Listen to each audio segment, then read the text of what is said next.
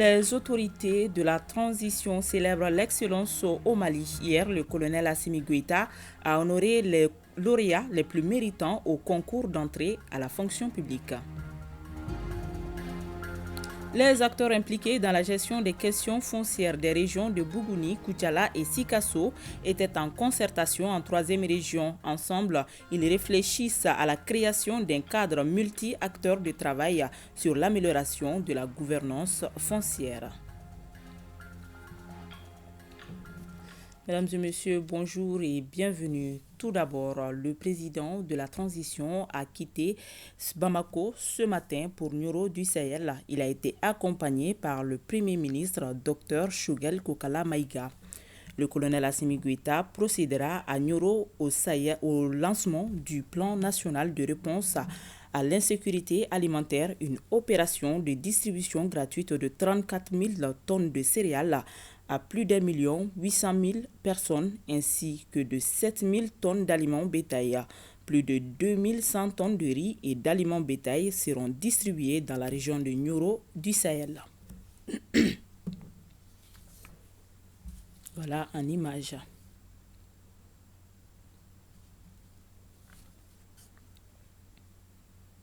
C'était ce matin.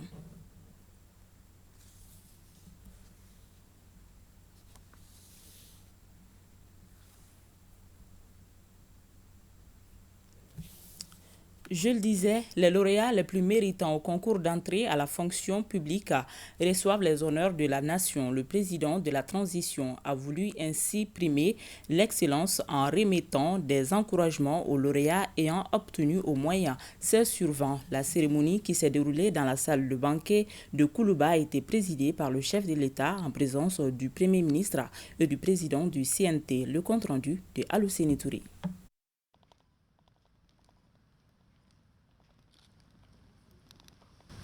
C'est la joie, j'étais très ému comme beaucoup d'autres.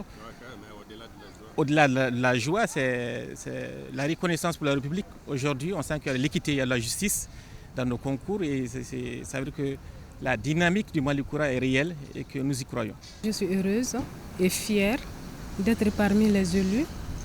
Je remercie Dieu pour cette journée.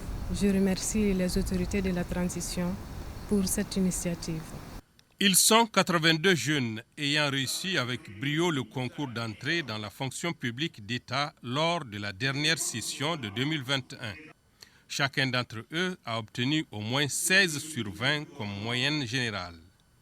Pour les encourager et faire en sorte qu'ils puissent servir d'exemple pour les autres, le président de la transition et le gouvernement ont décidé de les encourager. C'est ainsi qu'une attestation et un ordinateur ont été offerts à chacun d'entre eux. Au total, 883 emplois étaient à pourvoir et répartis entre les différents corps, les corps de la santé, finances, trésor, développement rural et environnement, industrie et mines, construction civile, administration générale, affaires étrangères, information et audiovisuel, informatique, jeunesse et sport et statistiques, arts et culture. Cette édition, marquée par la transparence, l'équité et la justice, a mis à contribution tous les départements ministériels concernés. Elle a également connu des innovations. Dans la conduite des opérations des concours, le département a initié pour cette édition 2021 quelques innovations.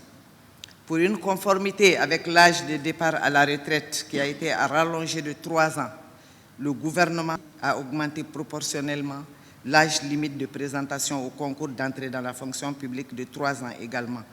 L'ouverture du centre de concours à Tombouctou pour non seulement répondre à la volonté manifeste du gouvernement de transition de donner un égal accès aux services de l'administration publique, mais également pour éliminer tout risque sécuritaire lié à un déplacement des candidats à Gao ou à Mopti pour composer. À cela, il faut ajouter le transport sécurisé des sujets et des feuilles d'examen afin de réduire à zéro toute tentative de fraude. S'adressant aux lauréats, le président de la transition a loué leur abnégation et leur détermination alors que la chef du département a reçu les félicitations du chef de l'État pour la qualité de l'organisation. Par leur abnégation, les 82 candidats qui se sont distingués parmi les 807 retenus sur un quota de 883 pour servir le Mali, ont donné un exemple historique dans le processus de recrutement dans la fonction publique de l'État. Ils insufflent par la même occasion un souffle à la jeunesse malienne qui doit plus que jamais croire en ses capacités pour relever de tels défis tout en ayant foi dans le système étatique désormais marqué par le sceau du renouveau. Cependant, le chef de l'État a regretté que certains postes ne soient pas pourvus faute de candidats à la hauteur, d'où cette interpellation en direction de la jeunesse. Chers lauréats, en dépit des pressions liées à de tels concours d'intégration dans la fonction publique, vous avez néanmoins pu obtenir dans la transparence et dans l'équité une moyenne supérieure ou égale à 16 sur 20. Une telle détermination mérite amplement les honneurs qui vous sont en ce moment rendus au nom de la République, dont l'un des rôles est de promouvoir en permanence la culture de l'excellence dans les services publics. À Madame le ministre du Travail, de la fonction publique et du dialogue social, j'adresse mes vives félicitations pour son engagement sans faille, mais surtout pour les dispositions rigoureuses qu'elle a dû faire prendre pour le succès des concours d'entrée à la fonction publique, qui, à juste titre, ont été placés sous le signe de l'équité, de la justice et de la transparence. Des valeurs pour l'application desquelles les membres de la commission d'organisation n'ont jamais failli. Ce sont donc 807 nouveaux fonctionnaires de toutes catégories qui vont bientôt grossir le lot des fonctionnaires pour servir l'État et les citoyens maliens. Aussi, le gouvernement projette d'organiser très prochainement un autre concours pour recruter 2185 autres fonctionnaires. Le gouvernement de la transition suspend son plan national de riposte aux sanctions de la CEDEAO et de l'UEMOA. Cette décision fait suite à la levée des sanctions des deux organisations lors du sommet d'Accra du 3 juillet dernier. L'annonce a été faite par le ministre de l'Administration territoriale et de la décentralisation, porte-parole du gouvernement. Le colonel Abdoulaye Maïga était hier sur le plateau de 20h. Communiqué dont la teneur suit.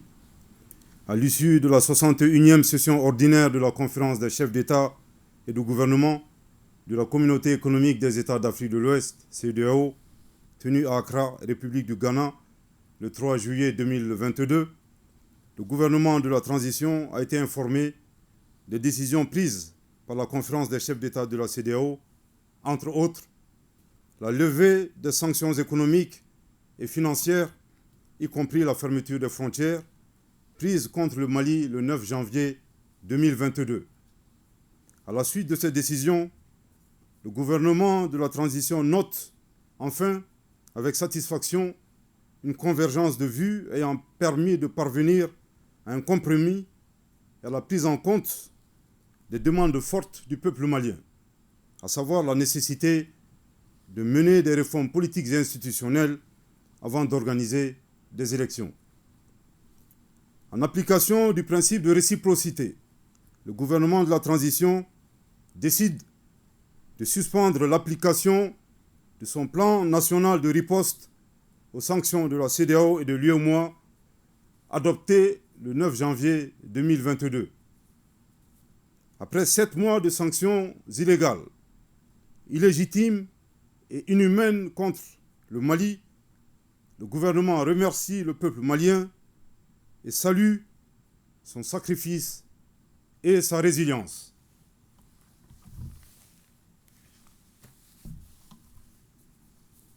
Durant cette période sombre de l'histoire de l'intégration régionale, le gouvernement a été agréablement surpris par l'élan de solidarité de certains pays amis et partenaires, ainsi que les autres peuples africains et hors de l'Afrique envers le Mali, qu'il trouve ici l'expression de la gratitude du peuple malien.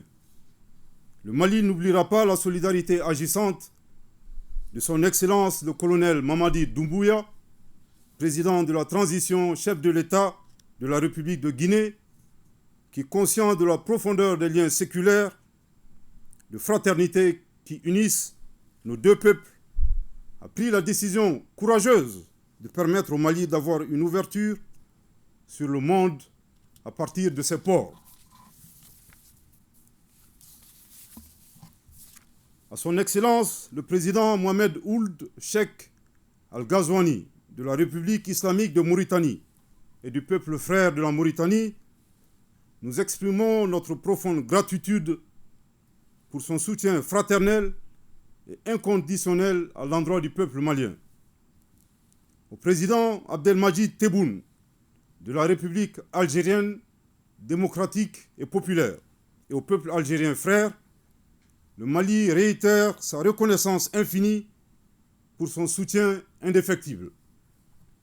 Le Mali, fidèle à son engagement panafricain, continuera d'œuvrer à la réalisation de l'unité africaine, l'intégration régionale et au renforcement des liens de solidarité, de fraternité, d'amitié, de bon voisinage et de coopération avec les autres peuples ouest-africains et africains en général. Le gouvernement de la transition exprime sa profonde reconnaissance à toutes les bonnes volontés qui se sont mobilisées pour la levée de l'embargo contre le Mali et en appelle à la solidarité africaine pour œuvrer ensemble à la réussite du processus de refondation de l'État malien. C'est le lieu de remercier très chaleureusement Son Excellence Goodluck Ebele Jonathan, médiateur de la CEDEAO pour le Mali, ainsi que Son Excellence le Président Faure et Sozimna Gnassingbé, président de la République togolaise, pour leurs efforts inlassables ayant permis d'arriver à un accord. Conformément à la vision de Son Excellence le colonel Assimi Goïta, président de la transition chef de l'État, de rétablir un ordre constitutionnel, gage de paix, de stabilité et de bonne gouvernance, le gouvernement prend l'engagement de tout mettre en œuvre pour réaliser les objectifs de la transition, attendus par le peuple malien. Que Dieu bénisse le Mali. Bamako, le 4 juillet 2022. En commune 4 du district de Bamako, un nouveau concept MPE Baro, mouvement patriotique pour l'émergence, a vu le jour. Son premier numéro a regroupé des experts venant de plusieurs couches socio-professionnelles. Le but est de réveiller le patriotisme des citoyens afin d'accompagner les autorités de la transition pour relever les défis auxquels notre pays fait face. Reportage Boubacar Kanté. C'est pour apporter sa contribution à la construction nationale que le mouvement patriotique pour l'émergence a initié ce cadre d'échange dénommé MPE Baro. Cet espace vise à mieux outiller les citoyens pour l'exercice de leurs droits et devoirs. Cela en vue de participer au processus de refondation en cours. Nous avons dit que chaque mot est une opportunité pour le Mali. Nous avons eu à approcher tous nos anciens dirigeants. C'est dans ce cadre qu'on a eu à organiser le MPE Baro pour qu'ils puissent venir partager ce qu'ils savent et leur savoir-faire avec le peuple malien et l'autorité en place qui est l'autorité de la transition. Les panélistes se sont penchés sur plusieurs thématiques, notamment la sécurité, le développement local, la citoyenneté. Cette démarche républicaine a été bien accueillie par nombre de citoyens car elle permet de rendre le processus de refondation plus inclusif. Ce qu'il faut essentiellement retenir, c'est qu'il faut que la transition malienne réussisse. Si elle ne réussit pas, ce sera du tort causé à tout le pays et nous tous nous en souffrirons. Donc nous devons nous réunir autour de la transition. Laisser nos divergences politiques, ce n'est pas un moment politique, et faire en sorte que la transition puisse réussir. Je pense que ça c'est une prise de conscience des jeunes. Parce qu'aujourd'hui, l'ensemble du peuple malien doit réfléchir comment sortir du trou. Donc ça c'est un grand pas que la jeunesse vient de faire en créant ces cadres pour vraiment s'inspirer de l'expérience des anciens et pour aller de l'avant. Les organisateurs souhaitent étendre cette initiative aux autres localités du Mali pour participer efficacement à la construction citoyenne. La délégation de l'Union européenne vole au secours de l'Institut national de santé publique à travers le ministère de la Santé et du Développement social en lui offrant 2 séquenceurs portables. Le coût de ces équipements s'élève environ à 21 millions de francs CFA. Cette activité s'inscrit dans le cadre de la mise en œuvre du projet Réponse aux différentes crises causées par le Covid-19. Agibou Koulibaly. C'est un chef de service expertise en virologie et maladies émergentes et réémergentes à l'Institut national de santé publique, tout heureux de recevoir ces 2 séquenceurs Mini-On Milk portables. Cet appareil est attendu plus que jamais par le Mali et donc c'est vraiment un souhait très ardent que nous venons d'acquérir ce soir avec l'obtention de ces 2 séquenceurs qui va nous permettre sur le plan santé publique et épidémiologie d'être à jour au rendez-vous du monde scientifique.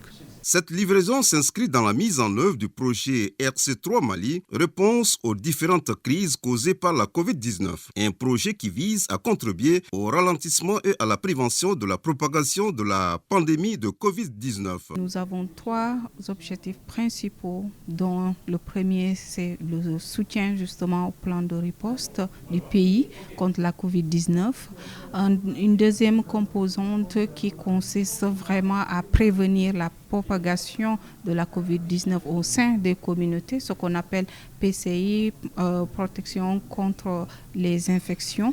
Et un troisième volet de résilience économique pour vraiment soutenir les ménages qui sont rendus vulnérables par la Covid-19. Ce projet est financé à hauteur de plus d'1,8 milliard de francs CFA par l'Union européenne. En remettant ces 2 machines qui sont des séquenceurs, on va renforcer les capacités du Mali d'identifier de quelle variété de la maladie il s'agit. Et ce qui est peut-être encore plus important, c'est que nous renforçons aussi les capacités sanitaires du Mali. Le premier sentiment, c'est un sentiment de gratitude vis-à-vis de l'action, en tout cas des appuis multiformes, des partenaires techniques et financiers, mais surtout de l'Union européenne. À noter que le projet RC3 Mali se focalise sur 3 thématiques prioritaires, à savoir la vaccination anti-Covid, la protection et le contrôle des infections.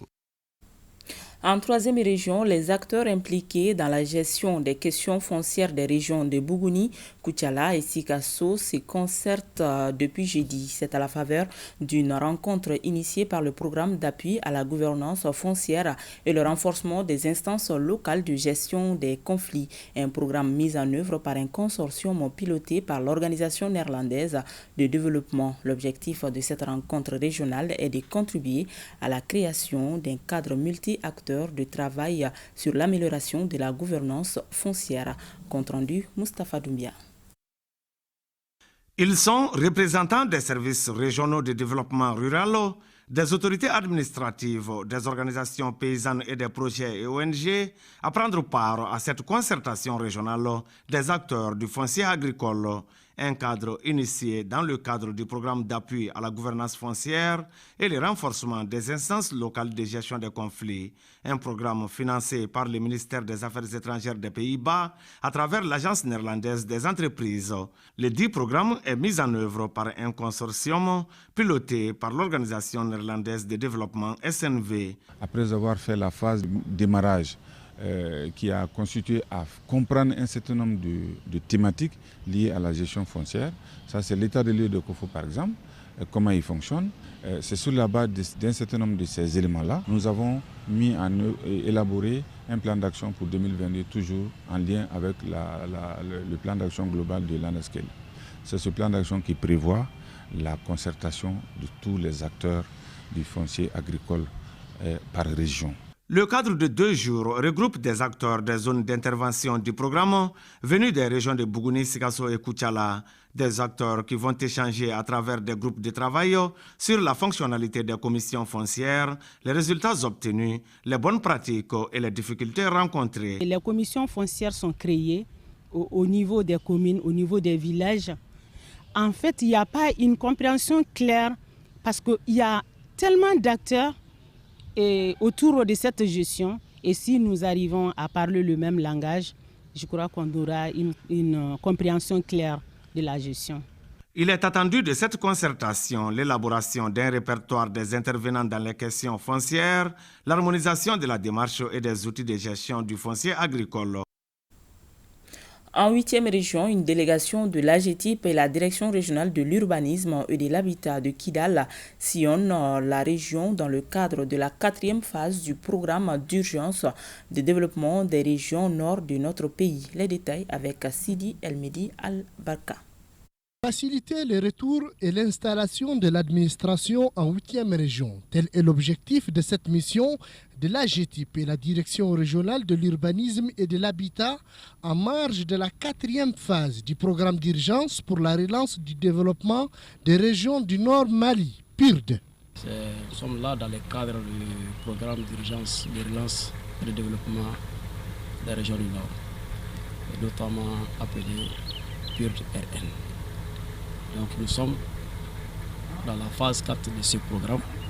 À Kidal, la délégation a procédé à la remise des bâtiments à construire et à réhabiliter aux consultants choisis par le bureau d'études. Nous envisageons le retour de l'administration dans la région de Kidal.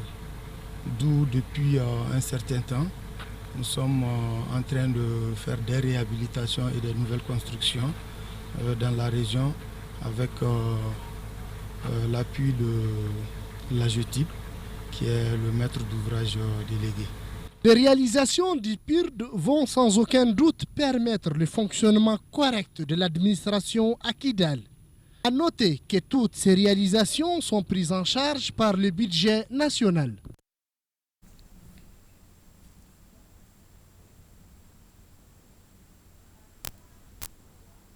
Lancement à Tombouctou d'une vaste opération Tabaski par FID Futur Mali, Sougou Iroua et le consortium Care Amassa Afrique Verte.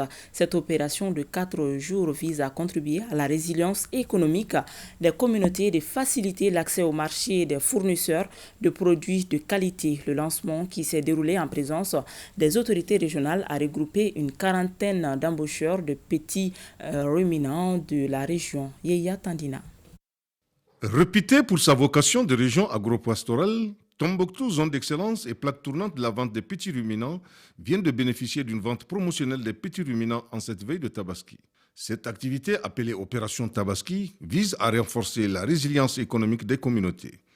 Elle est initiée par FID Futur Mali Sougou Iroua, financée par l'USAID et exécutée par le consortium Amassa Afrique Verte et Care International avec le partenariat de la plateforme multi-acteurs de la région de Tombouctou. L'organisation d'une opération Tabaski, au-delà de son caractère économique, contribue sans nul doute à assurer la sécurité alimentaire et nutritionnelle dans une région longtemps affectée par les aléas climatiques. Le Conseil régional de Tombouctou apprécie à sa juste valeur l'initiation d'un cadre de dialogue et d'échange des contraintes et défis dans la commercialisation des produits agropastoraux de la région. Une quarantaine d'embaucheurs et vendeurs de petits ruminants ont pris part à cette première édition de l'opération Tabaski de la plateforme multi-acteurs.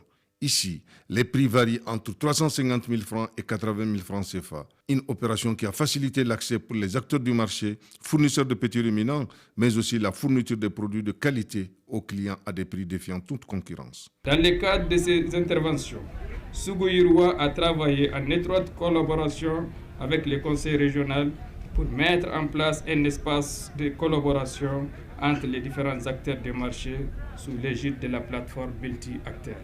Cette activité d'opération Tabaski contribue à la valorisation et à l'écoulement des produits d'élevage.